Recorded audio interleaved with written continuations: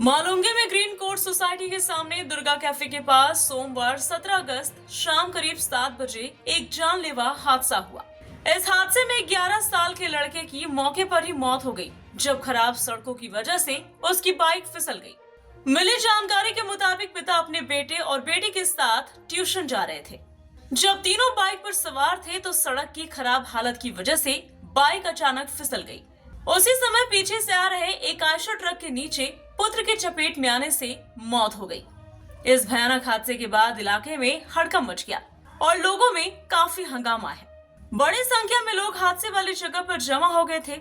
मालूंगे इलाके में सड़कों पर बड़ी संख्या में गड्ढे हैं, जिसकी वजह से ड्राइवरों को जान हथेली पर रखकर सफर करना पड़ रहा है। लोगों की शिकायत है कि खराब सड़कों की वजह से हो रहे हादसों के बावजूद प्रशासन कोई ठोस कदम नहीं उठा रहा है। इस घटना के बाद लोगों ने सड़कों की तुरंत मरम्मत, ट्रैफिक कंट्रोल बढ़ाने और खतरनाक जगहों पर जरूरी सुरक्षा उपाय करने की मांग की है।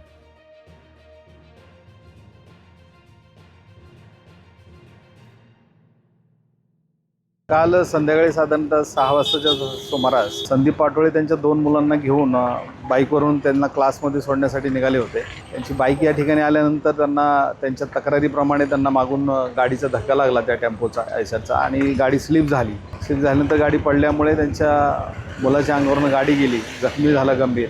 त्यांनाही दुखापत झाली। त्यांना हॉस्पिटलमध्ये नेला असता त्या मुलाला मयत घोषित करण्यात आलेला आहे। त्यानुसार त्यांच्या तक्रारीवरून आपण पोलीस स्टेशनला गुन्हा दाखल केलेला आहे आणि त्याचा तपास आपण चालू केलेला आहे। सर, ज्या पद्धतीने सीसीटीव्ही दिसत आहे त्याच्यामध्ये ट्रकचा धक्का लागल्याचं तसं प्रथमदर्शनी दिसत नाही। ॲक्च्युली हा जो घटना जी घडलेली आहे ते रस्त्याच्या दुरावस्थेवरून घडलेली आहे। ज्या संबंधित यंत्रणा आहेत, पुणे महानगरपालिका असेल किंवा ज्याच्यावर ही जबाबदारी येते, त्यांना या संबंधी काही तुम्ही दोषी ठरवणार आहात का? त्यांच्यावर गुन्हा दाखल केला जाणार? सध्याच्या परिस्थितीमध्ये आपण जे तक्रारदारांनी दिलेली आहे त्यानुसार गुन्हा दाखल करण्यात आलेला आहे आणि त्यानुसार जे आपण म्हणताय फुटेज वगैरे ते पाहून पुढील आम्ही तपास करीत आहोत। रस्त्याच्या दुरावस्थेबद्दल म्हणत असाल तर यापूर्वीच आपण हे सदर रस्ता खराब असल्याबाबत महानगरपालिकेला देखील पत्र दिलेलं आहे।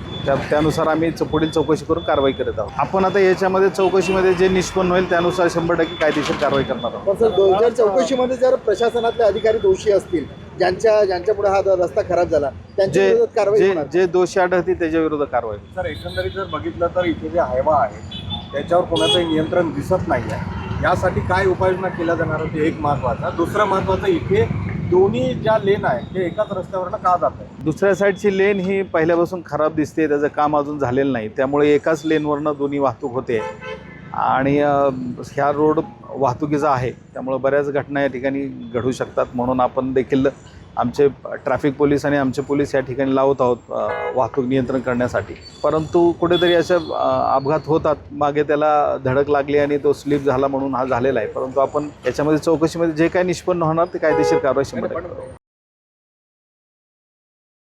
Bureau report, VSRS news, Pune, Maharashtra.